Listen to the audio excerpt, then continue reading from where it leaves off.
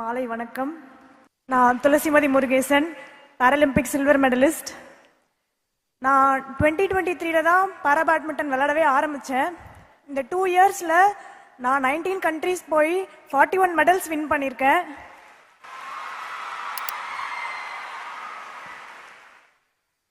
இதில் 19 gold medals, 14 silver medals, அப்புறம் 8 France medals win பண்ணியிருக்கேன். நான் காஞ்சிபுரத்தில் ஒரு லோயர் மிடில் கிளாஸ் ஃபேமிலியிலேருந்து வரேன். என்னோட அப்பா ஒரு தினக்கூலி.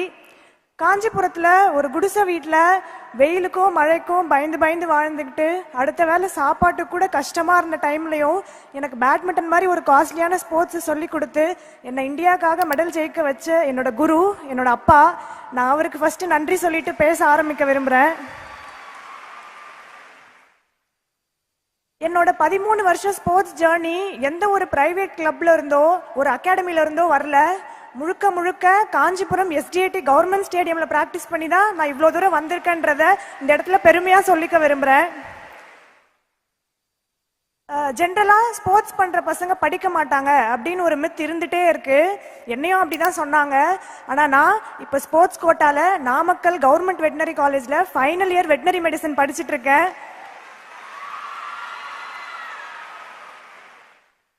இந்த 23 வயசுல பாராலிம்பிக்ஸ்ல சில்வர் மெடல் வின் பண்ண ஃபர்ஸ்ட் இந்தியன் உமனா நான் உங்க முன்னாடி இப்ப நின்றுட்டு இருக்கேன். இதுக்கு பின்னாடி ஒரு மிகப்பெரிய டீமோட உழைப்பு தான் என்னை இந்த இடத்துல நிக்க வச்சிருக்கு. 2020 டோக்கியோ பாராலிம்பிக்ல நம்ம தமிழ்நாட்டுக்கு ஒரு பாராலிம்பிக் மெடல் கிடைச்சது. ஆனா 2024 பாராலிம்பிக் முன்னாடி கலந்துக்க போற ஒவ்வொருத்தருக்கும் நம்ம சிஎம் சார் 7 லட்சம் ரூபாய் ஊக்கத்தொகையா கொடுத்திருந்தாங்க.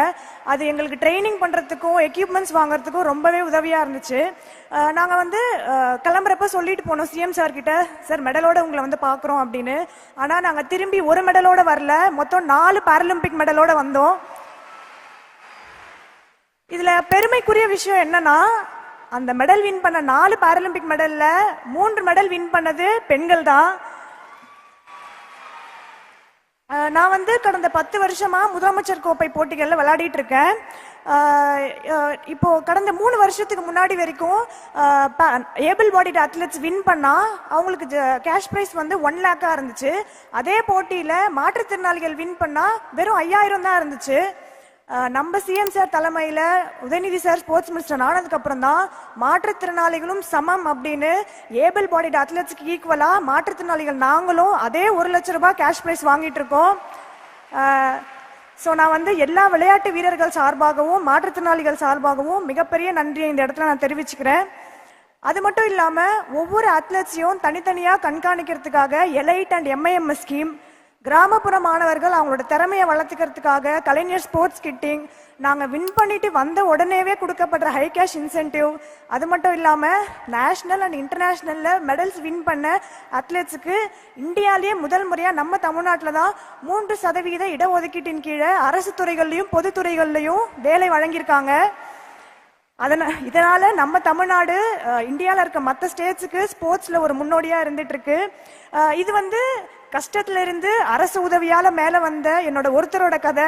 இதே மாதிரி ஒவ்வொரு கிராமங்கள்ல இருந்தும் ஒவ்வொரு மாவட்டத்துல இருந்தும் இன்னும் நிறைய ஒலிம்பிக் தங்கங்களும் உலக சாம்பியன்களும் உருவாயிட்டே தான் இருக்க போறாங்க.